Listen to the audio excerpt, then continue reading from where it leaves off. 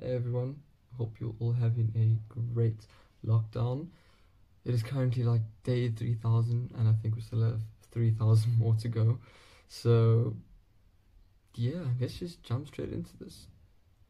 Um, Today I wanted to talk about this topic because I feel a lot of us going through it, and we don't realize how much it's actually affecting us right now. Or maybe you do, I don't know. So, that topic is how to cope with your family for the rest of lockdown. Yeah, in the Bible, there are many stories about families who are stuck together, and I think the most famous one of them all is actually Noah's Ark. We all remember Noah's Ark for being, you know, a guy building a boat to save a whole bunch of animals and his family. But when you stop and think about it, they were basically in quarantine as well. They were stuck on the ark for 40 days with each other. And I'm sure you can imagine how hectic that must have been. You know, they couldn't go outside, you know, even if they wanted to run illegally, they couldn't because there was nothing to do. There was just ocean. And before all of you people out there saying, oh, but I live alone, this message might apply to you too. So, although this video might be titled How to Cope with Your Family During Lockdown, it actually has a lot to do with yourself. So, maybe it actually should be titled How to Cope with Yourself During Lockdown. Because at the end of the day, you're living your own life. So, during this period of isolation, whether we realize it or not, we're actually given a very unique opportunity to self reflect and look at ourselves in the mirror. And in that same breath, we're able to put ourselves in the shoes of families like Noah's who were on this boat for 40 days. And whether we realize it or not, we've been given an opportunity to learn about ourselves and about our families. And then for those of you who are living alone and say, well, I don't live with my family, think about Jesus in the desert. Now, Jesus spent a lot of time in the desert alone, and maybe this is your chance to kind of put yourself in Jesus' shoes for a second and kind of understand what it means to be alone, because whether you like it or not, we got to look at the bigger picture here, and this could be a great opportunity for you to grow. So, with that being said, I think I'm just going to change the name of the video right now to how to connect with yourself and how to connect with your family during lockdown. Now, there are many ways people can go about doing this. There are many ways people that say do this, do that, but I think the ones that make the most sense to me are the three that I'm going to mention now.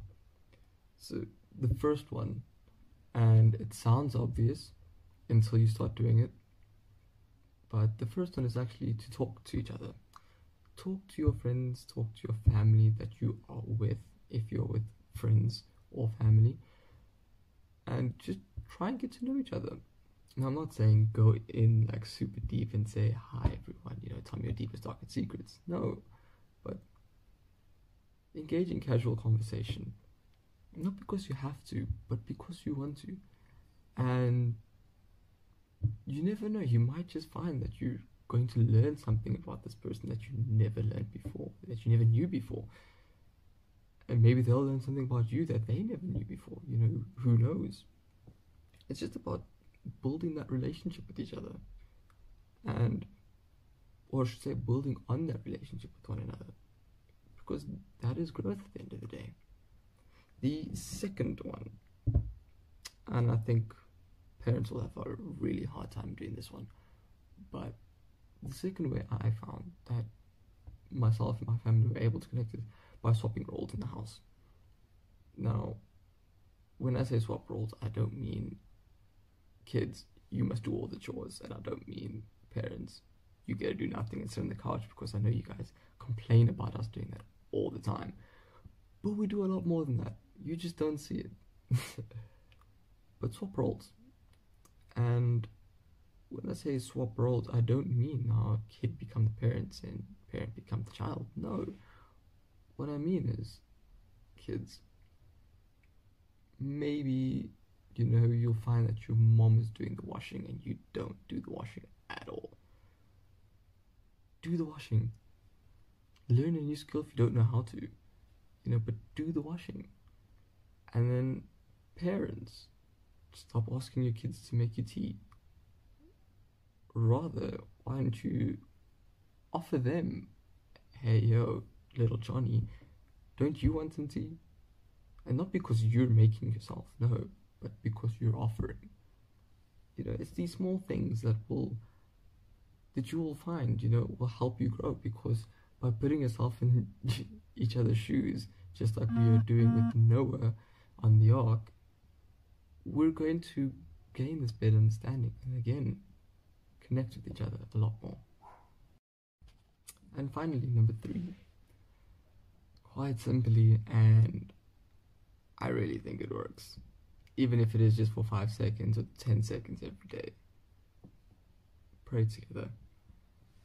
Trust me, there is just something about praying with your family that will connect with you and connect you guys to each other, and that will really help you in more ways than you know, whether you realize it now or not. And yeah, those are my 3 things. If you're alone, now this is going to be a little more self-orientated. Have a conversation with yourself. In terms of putting yourself in the shoes of someone else, read about what Jesus did in the desert and see how you can incorporate that into your life. And then finally, of course, pray for yourself, pray for everything that's happening around us, pray for your family if you are by yourself, because I'm sure you're very worried. But if we all do those 3 things, trust me, there is something that's going to happen, and you will find yourself connecting a little more with each other and with God. So with that being said, I just want to thank all the nurses, all the doctors, everyone on the front line helping to slow down the spread of the coronavirus, and I really wish you all the best. Thank you, and good night.